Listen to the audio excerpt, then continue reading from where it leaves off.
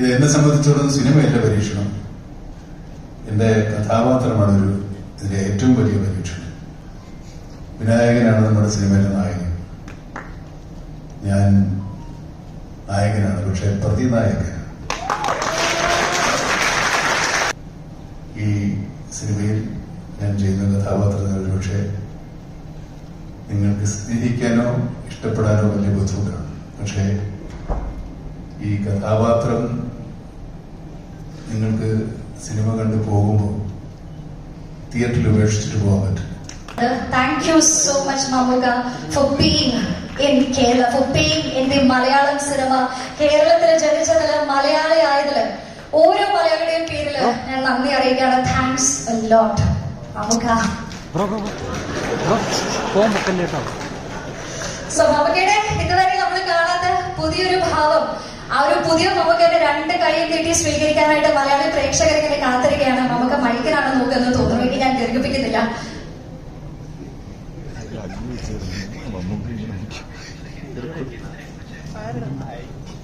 ഞാൻ ഈ മൈക്ക് മേടിച്ചില്ലെങ്കിൽ എന്ന് ആലോചിച്ചു പോയി. Thank you for the kind words. ഇത് മമ്മൂട്ടി കമ്പനിയുടെ 7ാമത്തെ സിനിമയാണ്. കുറെ കാലത്തിന് ശേഷം എൻ്റെ ഒരു സിനിമ ഇറങ്ങിയാണ്.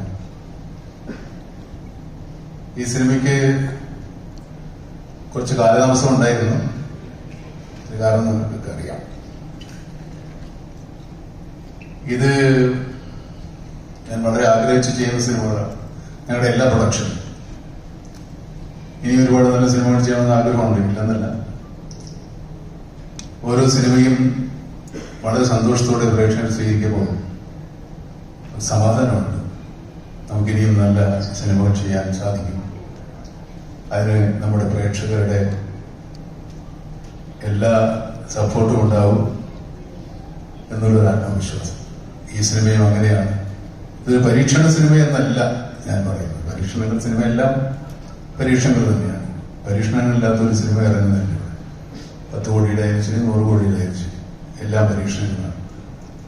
അത് വിജയിക്കുന്നത് വരെ അത് പരീക്ഷണമാണ്. വിജയത്തിന് ശേഷമേ അതൊരു വിജയമാകുന്നു. ഈ സിനിമയും അങ്ങനെയാണ്. ഇത് എന്നെ സംബന്ധിച്ചിടത്തോളം സിനിമയല്ല പരീക്ഷണം, എന്റെ കഥാപാത്രമാണ് ഇതിലെ ഏറ്റവും വലിയ പരീക്ഷണം. ഈ സിനിമയിൽ ഞാൻ ചെയ്യുന്ന കഥാപാത്രങ്ങൾ പക്ഷേ നിങ്ങൾക്ക് സ്നേഹിക്കാനോ ഇഷ്ടപ്പെടാനോ വലിയ ബുദ്ധിമുട്ടാണ്. പക്ഷേ ഈ കഥാപാത്രം നിങ്ങൾക്ക് സിനിമ കണ്ടു പോകുമ്പോൾ തിയേറ്ററിൽ ഉപേക്ഷിച്ചിട്ട് പോകാൻ പറ്റും.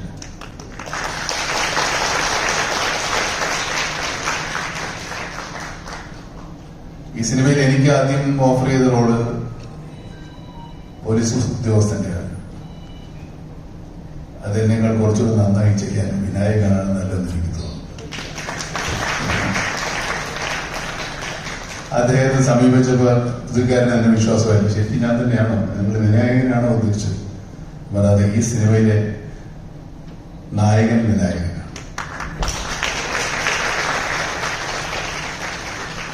നമ്മൾ അങ്ങനെ തന്നെയാണ് പോസ്റ്ററിൽ ഇട്ടിരിക്കുന്നത്. ഈ പോസ്റ്റർ ഇട്ടില്ല. വിനായകനാണ് നമ്മുടെ സിനിമയിലെ നായകൻ.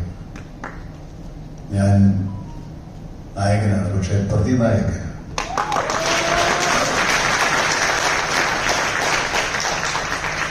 ഇത്രയും കാലം എന്റെ എല്ലാ സിനിമാ കസർത്തുകളും സ്വീകരിച്ച് ഈ പ്രേക്ഷകരെ വിശ്വസിച്ച് തന്നെയാണ് ഞാൻ ഇങ്ങനെ ഒരു കഥാപാത്രം ഏറ്റെടുക്കാൻ ധൈര്യപ്പെട്ടത്.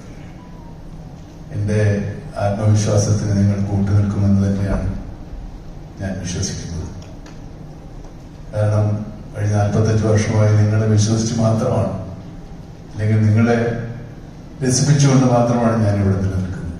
ഇനി അങ്ങോട്ട് അതിനുള്ള അവസരങ്ങൾ ഉണ്ടാകട്ടെ എന്ന് ആഗ്രഹിക്കുന്നു, പ്രാർത്ഥിക്കുന്നു. ഈ സദസ്സിൽ ഒത്തിരി സുഹൃത്തുക്കളുണ്ട്. എന്റെ ഞാൻ സിനിമ തുടങ്ങിയ കാലത്ത് എന്റെ കൂടെ ഉണ്ടായിരുന്ന നിർമ്മാതാക്കളും സംവിധായകരും ഒക്കെ, ജോഷിയും ജൂബിലി ജോയിയൊക്കെ ഇതിനകത്തൊരു വലിയ, ഇന്നത്തെ ഈ ദിവസത്തിലേക്ക് വളരെ സന്തോഷകരമായിരുന്ന അവരുടെ സാന്നിധ്യം. കുഞ്ചൻ എന്റെ വളരെ അടുത്ത സുഹൃത്താണ്. രാജു, സിബി, സിയാദ്, ഇങ്ങനെ എല്ലാവരും,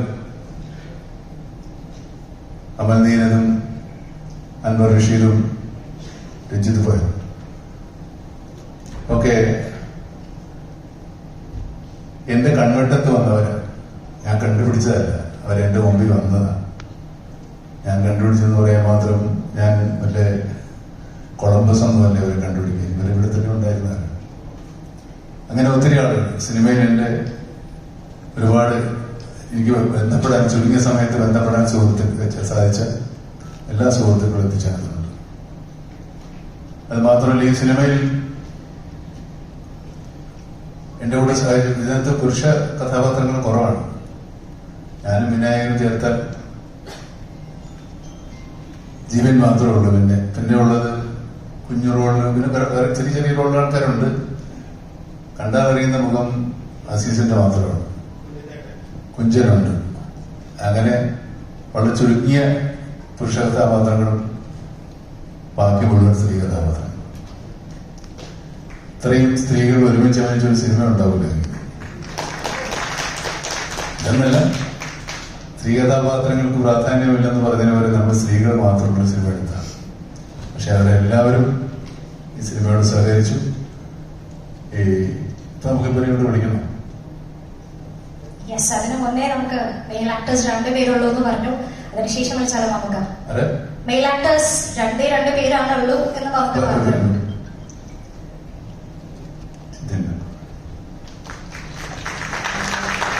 സീസൺ കൂടെ വരേണ്ടതാണ്. ശരി, നിങ്ങൾ പോയത്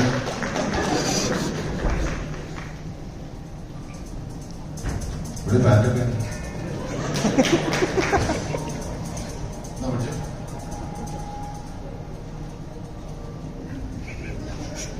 സ്റ്റേജിൽ വന്നോ എന്ത് പറയണമെന്നൊരു ധാരണയിലാണ്. എനിക്ക് തോന്നുന്നു ചിമിറ്റന്റെ എല്ലാ ക്യാരക്ടേഴ്സും ഓരോ സിനിമയിലും നമ്മൾ അത്രത്തോളം നോട്ട് ചെയ്തതാണ്. സിനിമ കഴിയുമ്പോൾ നമ്മൾ എടുത്തു പറയുന്ന പെർഫോമൻസ് തന്നെയാണ്. അപ്പോ കളങ്കാവലിന്റെ പെർഫോമൻസ് നമ്മളിങ്ങനെ കാത്തിരിക്കുകയാണ്. ഇപ്പൊ പറയാൻ എന്തെങ്കിലും മനസ്സിൽ വന്നോ?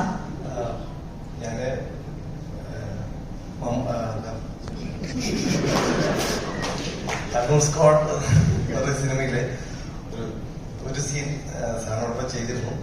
അപ്പൊ ഞാൻ സത്യത്തില് അന്ന് സാറിന് ചുറ്റും സിസിക, റോണി, ശബരീഷ് ഇവരൊക്കെ ഇരുന്ന് ഫുൾ ഒരു വേഷമൊക്കെ ചെയ്യണം. സത്യത്തിൽ അന്ന് ഭയങ്കരമായിട്ട് ഞാൻ കൊതിച്ചത് ഭയങ്കര ഒരു ഇതായിരുന്നു. എനിക്ക് എന്തെങ്കിലും ഒരു ദിവസം സാറിന്റെ ഒരു എന്താ സിനിമയിൽ നിറഞ്ഞു നിൽക്കാൻ പറ്റുന്ന ഒരു വേഷം ചെയ്യാൻ പറ്റിയാന്നുള്ളൊരു ഒരു പ്രാർത്ഥന ഉണ്ടായിരുന്നു. എന്തായാലും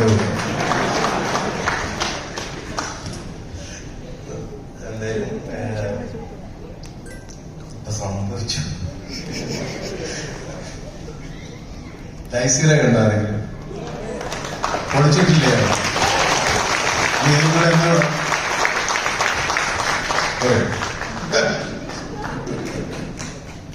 പൊളിച്ചിട്ടുണ്ട്. നമ്മളെ ഈ ചില ഫലങ്ങൾ, പഴങ്ങളൊക്കെ നമ്മൾ നടന്നുമ്പോൾ നമ്മുടെ മുമ്പിൽ വന്ന് വീഴുന്നതാണ്. അതുപോലെ ഒരാളാണ്. ഞാനൊരു പരസ്യചിത്രത്തിൽ അയാളെ കണ്ടു. ഫോൺ പേ ദുൽഖറും സമന്തിയും ചേർന്നിട്ടൊരു ഫോൺ പേയുടെ ഒരു ആഡ് ഉണ്ടായിരുന്നു. അപ്പൊ അത് ഞാൻ ആദ്യമായിട്ട് നമ്മുടെ ഹനീഫ് അദേരി എന്നുള്ള ഡയറക്ടർ ഉണ്ട്, അദ്ദേഹമാണ് പറഞ്ഞത് സാറിന് അയച്ചു കൊടുത്തെന്ന് ചോദിച്ചു. അപ്പൊ ഇല്ല, ഞാൻ നമ്പർ തരാൻ അയച്ചു കൊടുക്കുന്ന പറഞ്ഞപ്പോ ഞാൻ ആദ്യമായിട്ട് അയച്ചു. അപ്പൊ എനിക്ക് അങ്ങനെ പരിചയപ്പെടുത്തി ഒരു വലിയ എസ് ഒക്കെ എഴുതിയിട്ടാണ് അദ്ദേഹത്തിന് അയച്ചത്. അതുകൊണ്ട് തന്നെ ഇങ്ങനെ ഒരു സംഭവിച്ചു. അപ്പൊ അതിനുശേഷം ഇടയ്ക്കിടയ്ക്ക് സാർ ഹാപ്പി ബർത്ത്ഡേ ഇങ്ങനെ അങ്ങനെ അവസാനം അങ്ങനെ സംഭവിച്ചു. പിന്നെ അസീസിനെ പറ്റിയൊന്നും പറയാനില്ല. അസീസ് ഇപ്പോൾ വലിയ തിരക്കുള്ള നടനാണ്. പക്ഷേ ഇദ്ദേഹത്തിന്റെ എല്ലാ തിരക്കുകളും ഒഴിവാക്കി ഇവിടെ വന്ന് ഞങ്ങളുടെ ഈ പരിപാടിയിൽ സഹകരിച്ചിട്ടുള്ളത്. അഭിനയിച്ചിട്ടുണ്ട്, എന്നാലും എല്ലാവരും അഭിനയിച്ചിട്ടുണ്ട്. പോയോ? മോനെ കുടിച്ചിരിക്കും. വലിയ നടന്മാരൊക്കെ ഇവിടെ എത്തുമ്പോ നീ വലിയ നടനാ, നീ ഇവിടെ പോയി വിളിച്ചിരിക്കുന്ന.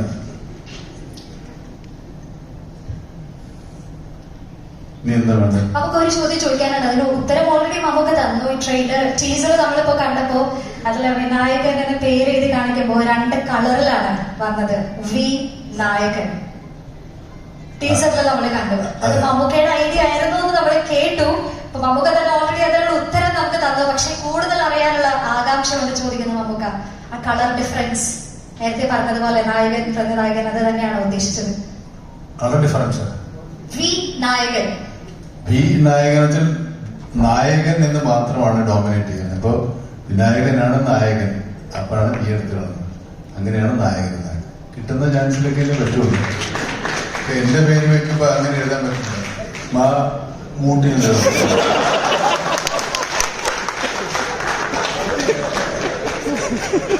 അങ്ങനെ പറ്റില്ല. അപ്പൊ അതാണ് അങ്ങനെ വിനായകനായതുകൊണ്ട് മാത്രമാണ് നടക്കുന്നത്.